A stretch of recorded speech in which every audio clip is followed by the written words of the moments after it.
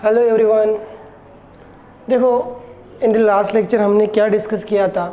Displacement, velocity and acceleration को हम देख रहे थे। उसमें से एक्सेलरेशन के बारे में हमने डिस्कस किया था। एक्सेलरेशन में देखा था हमने what is the equation of acceleration, general equation of acceleration and what is the maximum and minimum acceleration. उसके बाद वो मैक्सिमम एंड मिनिमम एक्सेलरेशन कहाँ पे ऑकर होता है वो भी हमने डिस्कस किया था। Now in this lecture we are going to see velocity equation of velocity. अब वेलोसिटी एंड डिस्प्लेसमेंट ये दो पार्ट बाकी है, तो वेलोसिटी के बारे में अब हम डिस्कस करेंगे। तो चलो, we are now going to discuss velocity of particle performing SHM. Velocity of particle performing SHM.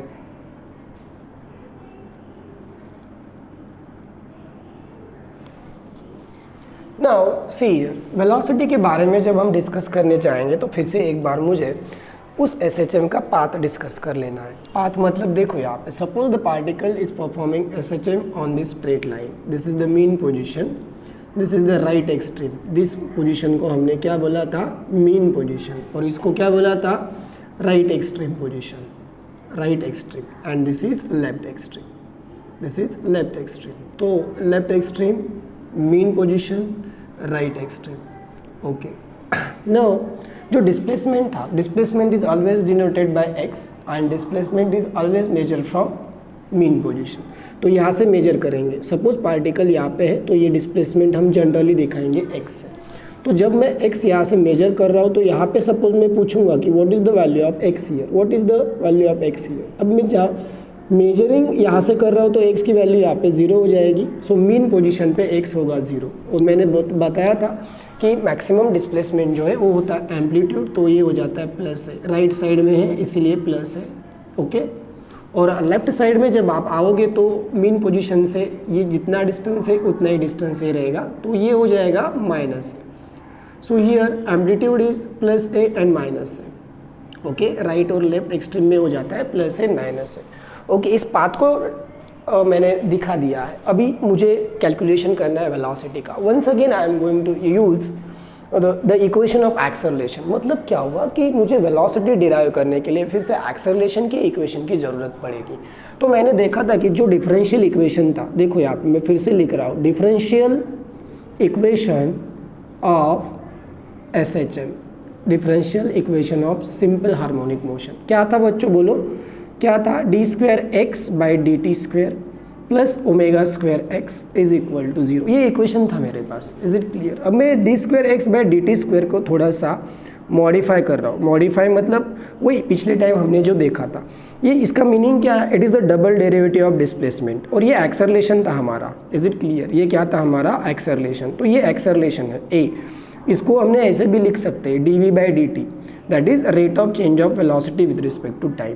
So ultimately ये इक्वेशन क्या बन गया देखो, देयरफॉर ये इक्वेशन को मैं मॉडिफाई कर देता हूँ। D we by D T is equals d we by D t plus omega square x is equal to 0। अब मैं d we by D t plus omega square x को shift कर देता हूँ टूवर्ड्स राइट साइड, तो ये plus का हो जाएगा minus omega square x. Okay, तो ये मेरा एक इक्वेशन बन गया है। अब मैंने जैसे कि बोला कि I have to find the velocity. क्या फाइंड करना है मुझे? वेलोसिटी। अब ये जो डिफरेंशियल इक्वेशन बना है, इस डिफरेंशियल इक्वेशन में कौन कौन से क्वांटिटीज चेंज हो रहे हैं आप गेस कर सकते हो। जैसे मैंने बोला था कि omega is the angular frequency which is remains constant. जब ऑसिलेशन ऑब्जेक्ट परफॉर्म करता है तो एंगुलर फ्रीक्वेंसी चेंज नहीं होती। ये भी देखा था कि ओमेगा इज इक्वल्स टू क्या था?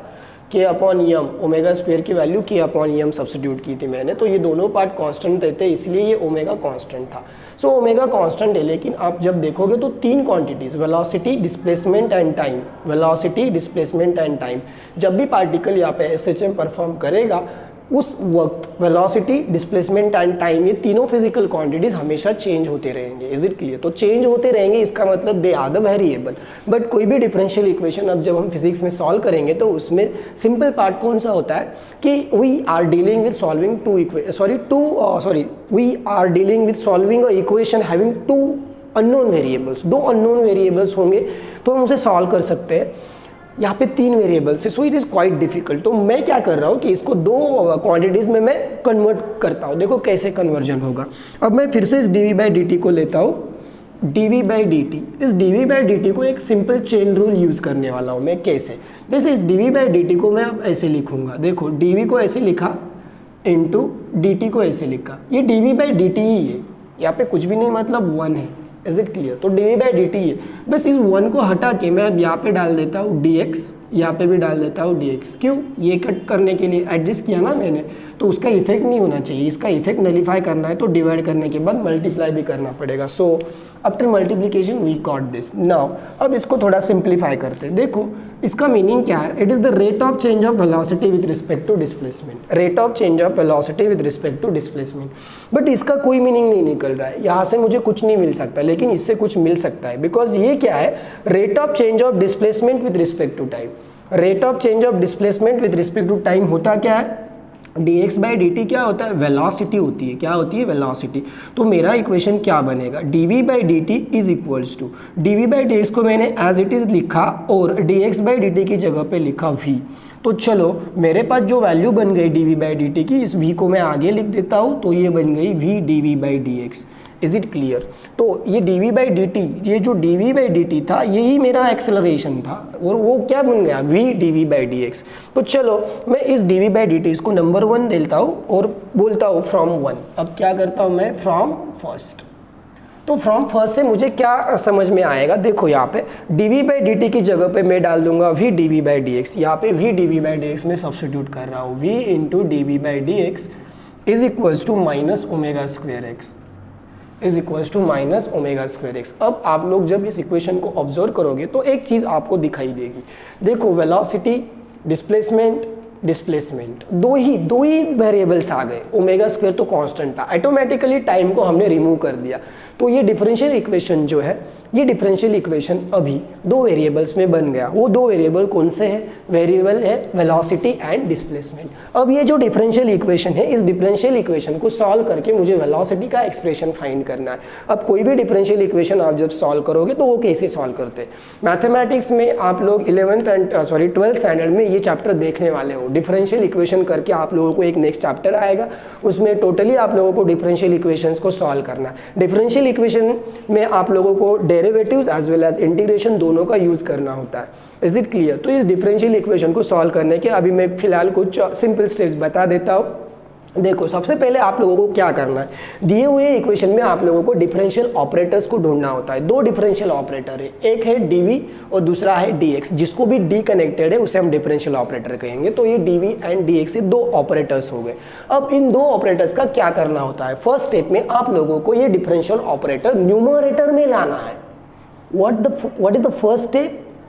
What is the first step? First step is you have to make dv and dx at numerator. dv and dx को न्यूमरेटर में लेना है। तो क्या होगा? देखो dv is already at numerator, dv को तो आप जब देखोगे तो ऑलरेडी न्यूमरेटर में। सो प्रॉब्लम किसका है? dx का। dx at denominator, dx is written over denominator. So आप लोग उसको शिफ्ट कर दीजिए एक सिंपल क्रॉस मल्टीप्लिकेशन करके। dx यहाँ पे मल्टीप्लाई कर दिया तो क्या हो जाएगा? v dv is equals to minus omega square X. बन गई एक स्टेप। तो फर्स्ट स्टेप में मैंने क्या किया? dv एंड dx दोनों को न्यूमरेटर में लाया। उसके बाद में अब क्या करूँगा? सेकंड स्टेप में क्या है? जितने भी वेरिएबल्स v के हैं, v के रिलेटेड जो भी वेरिएबल्स है, मतलब v से रिलेटेड जो भी वेरिएबल होगा वो आप लोगों को dv के पास लाना है, और x के रिलेटेड जो भी वेरिएबल्स है वो dx के पास लाने। Once again I am telling, v का वेरिएबल dv के पास लाओ, x का वेरिएबल dx के पास लाओ। ऑलरेडी आप जब देखोगे तो v का वेरिएबल dv के पास है और x का डेरिवेटिव x का ये dx मैंने यहाँ पे लाया था और x का वेरिएबल dx के पास है ऑलरेडी। तो यहाँ पे मुझे कोई भी नेक्स्ट स्टेप में कोई भी कैलकुलेशन करने की ज़रूरत नहीं, ऑलरेडी है। फर्स्ट स्टेप में मैंने dv और dx को न्यूमरेटर में लिया। सेकंड स्टेप में मैंने v के वेरिएबल dv के पास, x के वेरिएबल dx के पास, जो ऑलरेडी है। कुछ इक्वेशंस में नहीं होते इसलिए मैंने बताया, कुछ इक्वेशन में नहीं होंगे तो आप लोगों को करके लेना पड़ता है। ओके, कर लिया। उसके बाद आप लोग सिंपली इसको इंटीग्रेट कर दो। Integrate on both side, integrating on both side. So देखो यहाँ पे इंटीग्रेटिंग ऑन बोथ साइड। अब जब मैं इंटीग्रेट करूँगा इसको तो एक सिंपल इंटीग्रेशन आपको परफॉर्म करना है। देखो इंटीग्रेशन में मैंने यहाँ पे दोनों साइड को एक इंटीग्रेशन का साइन दे दिया, V D V is equals to minus omega square X D X, इसका भी इंटीग्रेशन साइन दे दिया। अब बात यह है कि आप लोगों को यहाँ पे सिंपल इंटीग्रेशन अप्लाई करना है। जैसे कि आप लोगों को पता है, कुछ फॉर्मूले में डिस्कस करूँगा, dx का इंटीग्रेशन होता है x प्लस यहाँ पे इंटीग्रेशन कांस्टेंट ऐड करना होता है। इस कांस्टेंट की वैल्यू स्पेसिफाइड नहीं होती है। जब तक ये स्पेसिफाइड नहीं है, ये कब स्पेसिफाइड नहीं होती, जब यहाँ पे लिमिट्स नहीं होते। सपोज मैं ऐसे लिख देता हूँ 1 to 2, तो उस टाइम पे ये कांस्टेंट नहीं आता, लेकिन जब ये लिमिट नहीं है तो यहाँ पे कांस्टेंट आ जाता है। इसे बोलते हैं हम इनडेफिनाइट इंटीग्रेशन। इनडेफिनाइट, जिसकी वैल्यू फिक्स नहीं है, उसकी वैल्यू फिक्स कब होगी, जब कांस्टेंट की वैल्यू हमारे पास होगी, तो ये होगा कांस्टेंट। तो dx का इंटीग्रेशन x प्लस सी। उसके बाद एक इंपॉर्टेंट है, सपोज कोई कांस्टेंट होता है k इंटू dx, तो उस कांस्टेंट को आप बाहर रखते हो। जब भी आप लोगों के पास इंटीग्रेशन में कांस्टेंट आ जाता है तो कांस्टेंट को इंटीग्रेशन के बाहर रखो और बाकी जो बचा है उसका इंटीग्रेशन निकालो, ये सेकंड रूल। उसके बाद यहाँ पे जो लगेगा important formula x raise to n into D X.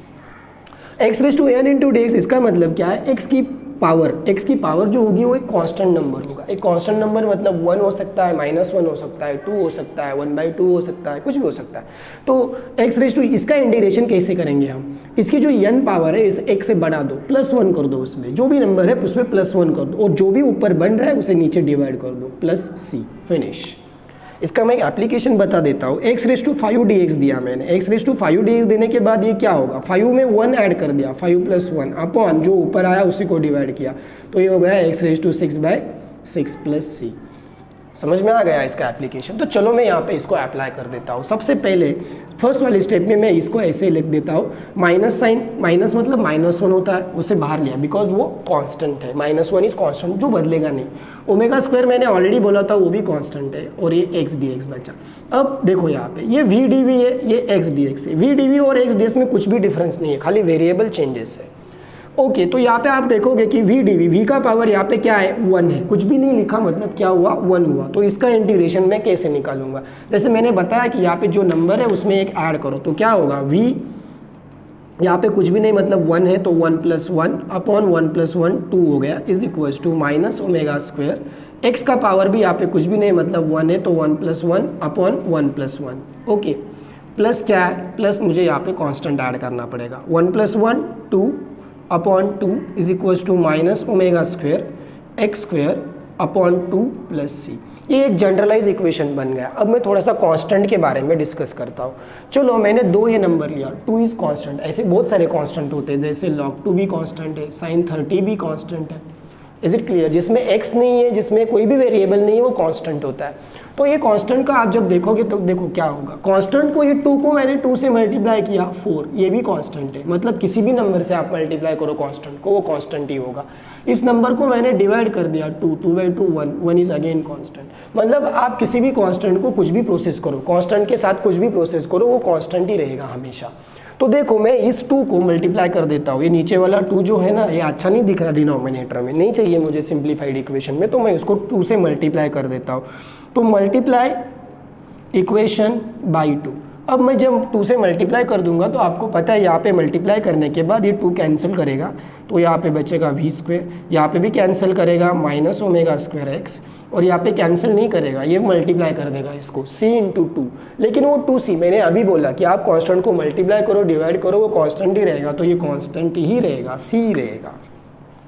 Is it clear. अब जो इक्वेशन बना है मेरा, v² is equals to minus omega square x plus C. अब जब तक ये कांस्टेंट की वैल्यू फिक्स नहीं है तब तक मैं इस वेलोसिटी का इक्वेशन नहीं बता सकता, नहीं परफॉर्म कर सकता। क्यों? क्योंकि मुझे एक डेफिनाइट इक्वेशन चाहिए। तो डेफिनाइट इक्वेशन के लिए मुझे इस कांस्टेंट की वैल्यू निकालना बहुत इंपॉर्टेंट है। तो कांस्टेंट की वैल्यू फाइंड करने के लिए मुझे कुछ बाउंड्री कंडीशंस पता होने ज़रूरी होते हैं। बाउंड्री कंडीशन मतलब क्या? कुछ सर्टन कंडीशंस आप लोगों को पता होगी, वो सर्टन कंडीशन में यहाँ पे डाल दूंगा और सी की वैल्यू निकालूंगा। वो सर्टन कंडीशन मुझे अभी डेवलप करनी है। चलो यहाँ पे वेरिएबल पार्ट कौन सा है? एक है वेलोसिटी और दूसरी है डिस्प्लेसमेंट। तो इसका मतलब क्या हुआ, जो बाउंड्री कंडीशन होगी आप लोगों की, वो बाउंड्री कंडीशन रिलेट करेगी वेलोसिटी और डिस्प्लेसमेंट को। मतलब हमें ऐसी एक कंडीशन याद रखनी है, ऐसी एक कंडीशन देखनी है इस पाथ पे जहाँ पे मुझे x, जब x पता है तब उस x पे उसकी वेलोसिटी पता होनी चाहिए। x पता है तो वेलोसिटी पता होना चाहिए, ऐसी कंडीशन मुझे यहाँ पे ढूंढनी है।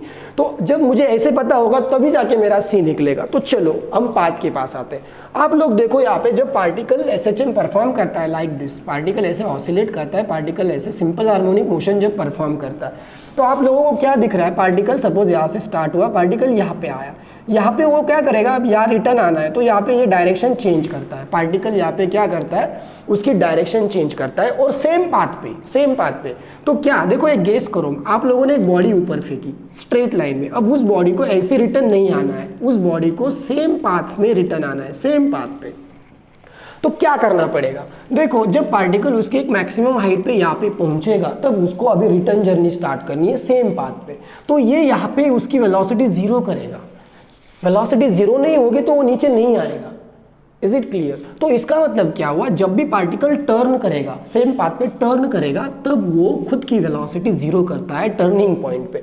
तो यहाँ पे टर्निंग पॉइंट कौन सा है, देखो मैंने बताया कि पार्टिकल यहाँ पे आए तो यहाँ पे टर्न करेगा, उसके बाद यहाँ से स्टार्ट करने के बाद वो यहाँ आएगा और यहाँ टर्न करेगा। तो दो जगह पे टर्न कर रहा है, कौन से दो जगह पे, x equal to plus A and x equal to minus A, ये दो पॉइंट पे वो टर्न करेगा। अभी टर्न करना है तो x is equal to plus A plus minus A पे टर्न करेगा और वेलोसिटी उस टाइम पे क्या होगी, जीरो, क्योंकि टर्निंग पॉइंट पे वेलोसिटी जीरो होगी।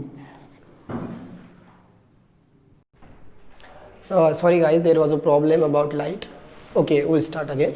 v square equal to minus omega square x plus C आया। अब मुझे c की वैल्यू के लिए मैंने बताया कि यहाँ पे जब टर्न करेगा तो x इज इक्वल टू जब प्लस माइनस a होगा तब वेलोसिटी बन जाएगी जीरो, वेलोसिटी क्या हो जाएगी, जीरो हो जाएगी। अब इस बाउंड्री कंडीशन को मैं यहाँ पे सब्स्टिट्यूट कर देता हूँ, v की वैल्यू डालो जीरो, जीरो का स्क्वायर जीरो ही बनेगा, माइनस ओमेगा स्क्वेयर x की value plus minus a plus c।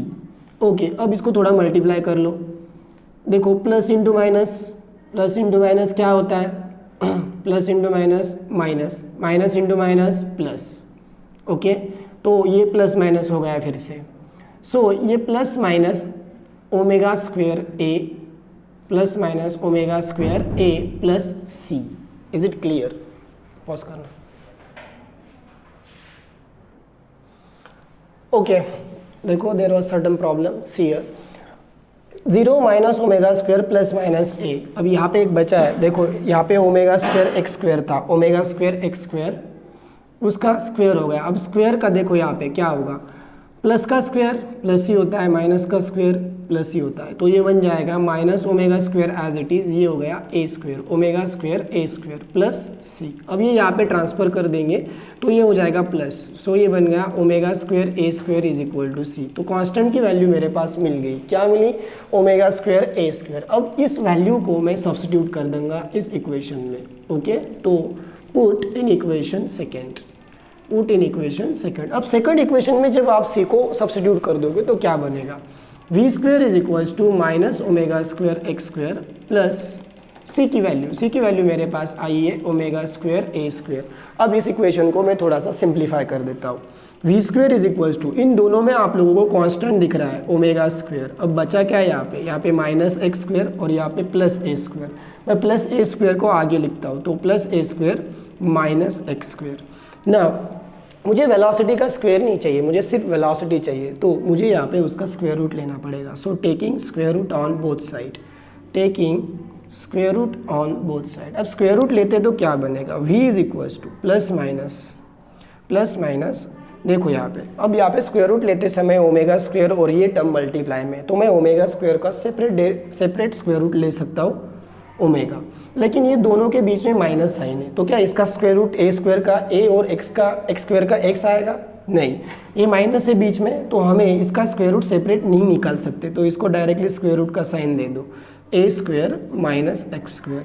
So this is the general expression for velocity, v is equals to plus minus omega under root of A square minus x square. This represents velocity.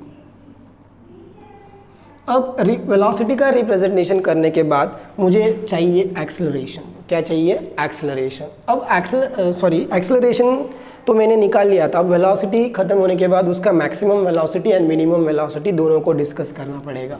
तो चलो सबसे पहले हम discuss करेंगे maximum velocity. मैंने last lecture में बोला था कि मैक्सिमम एंड मिनिमम वेलोसिटी ये तीनों पॉइंट पे ही आ सकती है। कौन से तीनों पॉइंट्स? एक तो राइट एक्सट्रीम या फिर लेफ्ट एक्सट्रीम और मीन। ये तीनों जो भी फिनोमेना होना है वो ये तीनों पॉइंट पे ही होना है। तो आप लोगों को मैक्सिमम एंड मिनिमम ढूंढने के लिए सीधा इक्वेशन के पास जाओ। इक्वेशन में आप लोगों को x की वैल्यू सब्स्टिट्यूट करनी है। तो x की वैल्यू आप क्या क्या सब्स्टिट्यूट कर सकते हो? x की वैल्यू प्लस है, माइनस है एंड x की वैल्यू 0। अब देखो यहाँ पे जब मैं x की वैल्यू 0 डाल देता हूँ तो ये 0 का square 0, a square minus 0 is a square, और a स्क्वायर का स्क्वायर रूट a, तो ये a ओमेगा। अब जब मैं x की वैल्यू a डाल देता हूँ, ये डाल देता हूँ, तो a का square a square minus a square 0, 0 into anything 0, मतलब ये मिनिमम हो रहा है। 0 बन रहा है मतलब मिनिमम हो रहा है। Is it clear? जब मैं x की वैल्यू a डाल रहा हूँ तो मिनिमम हो रहा है, मतलब x की वैल्यू a डालने के बाद मिनिमम हो रहा है, लेकिन मुझे मिनिमम नहीं मैक्सिमम चाहिए। तो x की वैल्यू a नहीं डालनी, मैक्सिमम के लिए x की वैल्यू क्या डालनी पड़ेगी?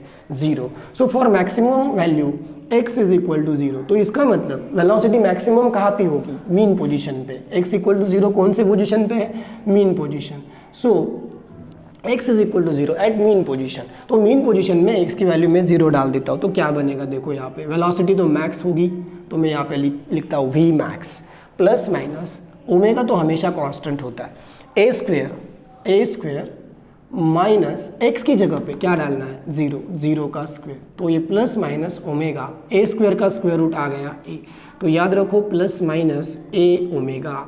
मैक्सिमम वेलोसिटी आ गई हमारी प्लस माइनस a ओमेगा। कौन से पोजीशन पे? At mean position. मतलब इसका मतलब क्या हुआ कि जो भी वेलोसिटी है, this velocity of particle is maximum at this point. इस पॉइंट पे वेलोसिटी मैक्सिमम होगी और इस पॉइंट पे एक्सेलरेशन 0 होगा। हमने देखा था वो भी, मीन पोजीशन पे एक्सेलरेशन 0 होता है। एक्सेलरेशन मैक्सिमम ये 2 पॉइंट पे होता है और वेलोसिटी मैक्सिमम कौन से पॉइंट पे? मीन पोजीशन पे। अब मैं मिनिमम वेलोसिटी का कैलकुलेशन देखता हूँ।